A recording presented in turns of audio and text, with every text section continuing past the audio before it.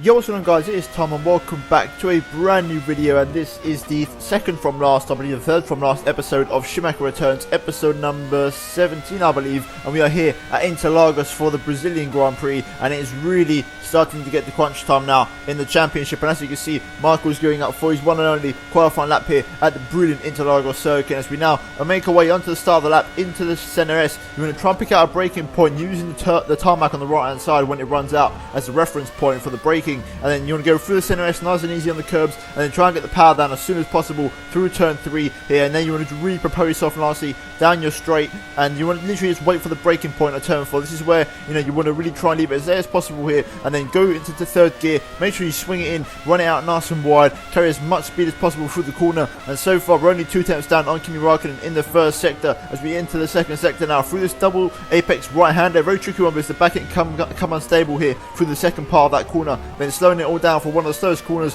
on the track here, the very twisty section, this part here where the downforce in the air of the car really comes into its own, and then slowing it down into this next right hander. Very easy to lock up the right front here. You got to be very careful, make sure you get the apex absolutely perfect. Michael Schumacher absolutely nails it as he now goes downhill through this left hander into Sena de Lago, now into pretty much the final corner, the last important corner where you have to brake. And so far Michael's 9 tenths down on Kimi Räikkönen as we now go up the hill here, and this is where the Ferrari power really comes into play this weekend, and Interlagos with a super high straight line speed of the Ferrari. And here we go down the pit straight. It's going to come across the line, picking up some slipstream from the Minardi, and it's going to be only 6 tenths off Räikkönen, and P3 for now on the grid for the Brazilian Grand Prix. So a brilliant lap from Michael Schumacher there, considering qualifying has not been the strong point of this F2005 this season. A third place in qualifying is an absolutely fantastic result, and as you can see, Räikkönen and Webber are literally in a league of their own when it comes to the qualifying pace. 2 times splitting the two of them, Michael in third, then Jenson Button and Takuma Sato in 4th and 5th, and then Pablo Montoya, the championship leader, all the way down in P6 here. So it's a good chance for some points to be gained in the race for Michael Schumacher, and then Jarno Trulli and Ralf Schumacher round off the top 8, and now finally you can just see Villeneuve gets P9, and then Rubens Barrichello rounds it off in P10 there for qualifying.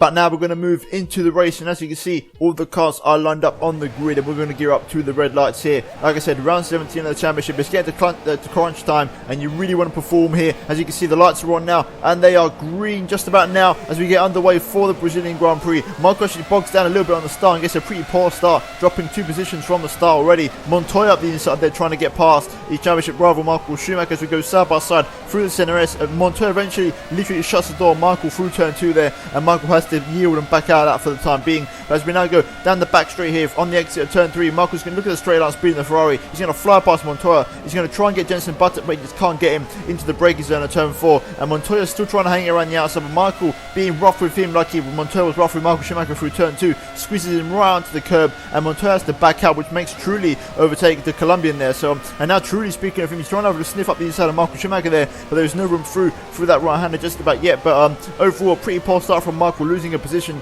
Crucially though, Montoya is still in P6, making that P7 now. So he's lost another place to Jack Villeneuve, I believe. So Montoya dropping through the field, and now Trulli's trying to dive one back up the inside of Michael here through the right hander, but once again he can't make the move stick, and it looks like now Michael's going to hold on to P4 as we skip later on to the end of lap 3 here. And as you can see, Michael's all over the back of Jenson Button, and look at the straight line speed difference here as Michael just walks past the BAR there into turn 1, and Button's actually going to try and come back at Schumacher. Look at that, the late braking from the BAR Honda, but there's no room through. Michael just about had the edge on him on the brakes into the corner, and he holds on to P3, but Button is still trying as he goes around the outside of turn 3, but eventually backs out of it, and there's no room through for the British driver. Then eventually Michael holds on to P3 and takes our position from him as we move later on onto the end of lap 8. And as you can see, Schumacher now has caught up to Kimi Räikkönen here, and Mark Webber is the man in the lead here. So a man who's had a horrible season is leading the way here in Interlagos as Michael's trying to sniff one up the inside of Kimi Räikkönen. There's just no room there, just a little bit of a squeeze from Kimi onto the curb through turn 1 as we now go through turn 2 into turn 3.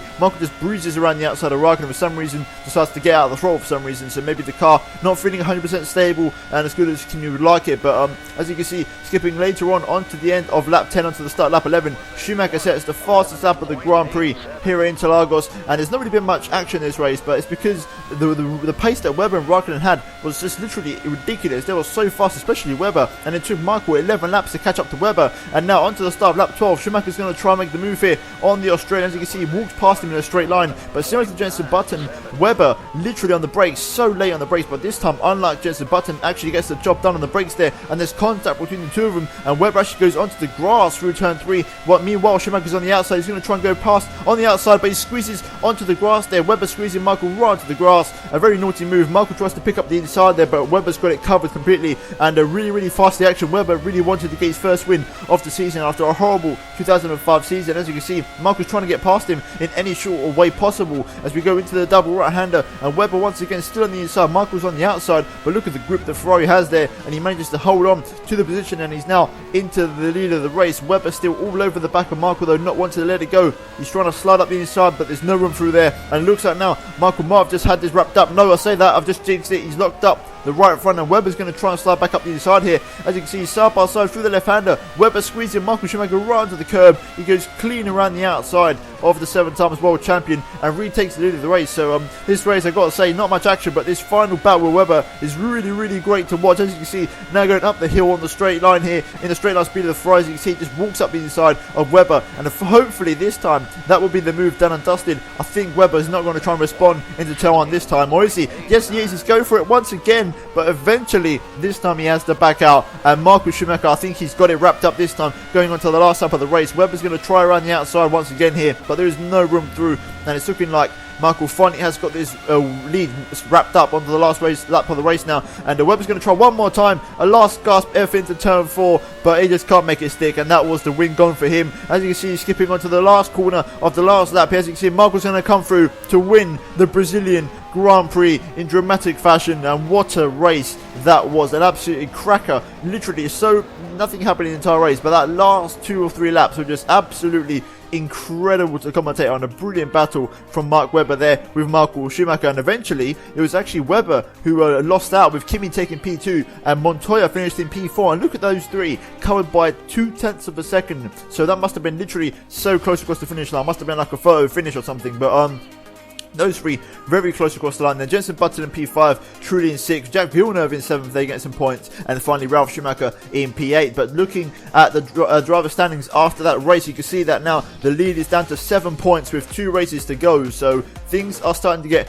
very tasty. One more possible result like this for Michael Schumacher, and he's going to be right in the mix for the 8th World Drivers' Championship of the season. And meanwhile, Raikkonen there getting himself up into P3, and Webber also getting himself up into P8, getting some decent points that race. And quickly looking at the second half of the table, you can see that Trulli and Villeneuve have actually added a couple of points to their tally, especially Villeneuve. Good job from him there to get a few more points for the season. And we're going to finally look at the constructors, and you can see that McLaren are now pretty much confirmed they have won the Constructors' Championship of 2005 with only 2 races remaining. It's now impossible for Renault, Ferrari or Williams to catch them, and the battle is for second place between the 3 that I just mentioned. So overall, the Constructors is done and dusted. McLaren have won that, but however, the second place battle is still very tasty, and also the Drivers' Championship is all to play for between Michael Schumacher and Juan Pablo Montoya. But hopefully you did enjoy the video. If you did, then please do smash a big fat like on the video. I know it's quite short, but not all races are 5-star races. And also, if you're new around here, please be sure to subscribe to my channel. And if you love this series, and I do appreciate if you could go check out all the other videos I've done of this series and